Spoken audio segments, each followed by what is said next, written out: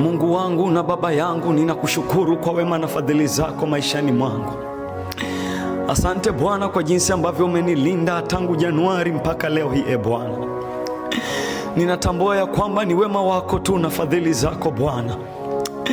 Ninakiri ya kwamba ni mkono wako tu Jehova, sio kwa akili zangu na nguvu zangu Bwana, ila ni wewe Bwana uliyenilinda na kunihifadhi tangu mwaka huu ulipoanza mpaka siku hii ya leo. Bwana, ninakurudishia utukufu na heshima katika kiti chako cha enzi.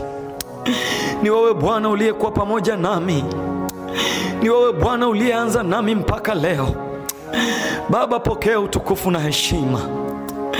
Ninakutukuza, ninakuinua, ninakubariki Bwana. Asante kwa neema yako maishani mwangu. Ni wewe Bwana uliyetembea nami katika kila hatua. Ni wewe Bwana uliyenitunza na kunilinda katika kila milima na mabonde. Hata nilipopita